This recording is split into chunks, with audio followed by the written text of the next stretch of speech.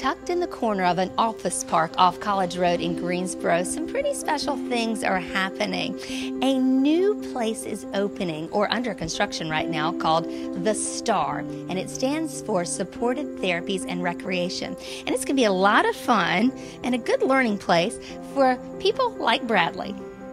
Martha Chairs is the president of the Down Syndrome Network of Greater Greensboro.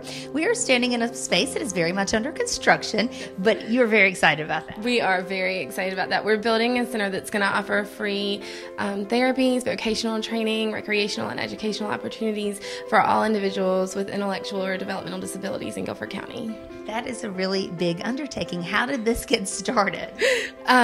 We have wanted to do something like this for the Down syndrome community for a long time. There are places like this sort of scattered all around the nation, and we thought it would be a really great idea to bring to Greensboro, but we didn't want to be exclusive. We wanted to include people with autism, cerebral palsy, any diagnosis that might need a little extra help. And so how did you come to get the space and the funding, and how did it all come together? We had an excellent outgoing board president. This is actually my first year, and she got us in a really good place financially. So we had a little extra money that we were ready to spend on something. We knew we wanted it to be something big.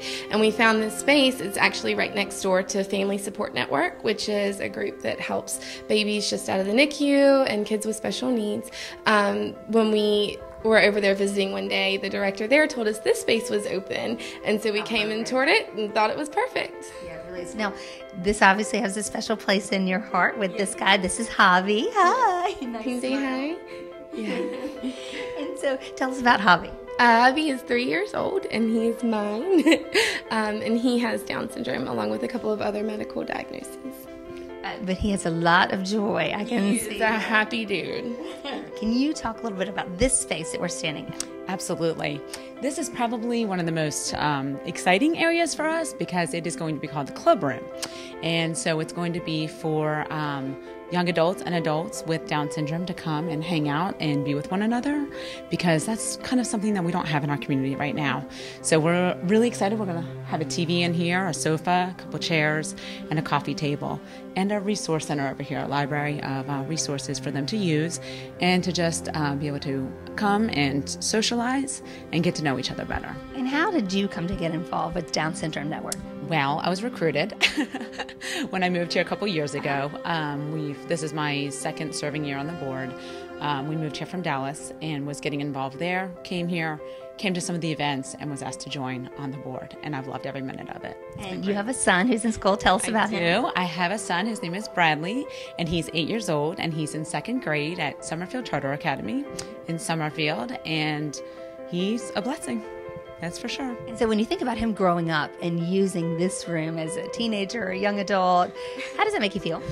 Oh, gosh, that makes me feel so good. It's the whole purpose behind this. I mean, all of our kids, we're just very excited for them to have somewhere to come and enjoy each other and grow together. And what does it mean to have the support of all these other parents, too, who will come here and meet here? I think that we're beyond elated at the feedback that we're getting from the community about this star in general, but probably some of our more grown children in our network, I would say, are probably some of the most excited because they're always looking for something to do and somewhere to go and somewhere to hang out with their friends other than their parents' house. So that is really, really exciting for us. And if people want to get involved, how can they help?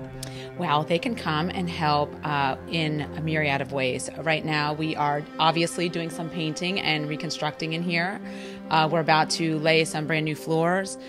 We are going to be asking for some furniture donations and some equipment for our sensory gym, which we'll probably move to next, and really just some handiwork around here.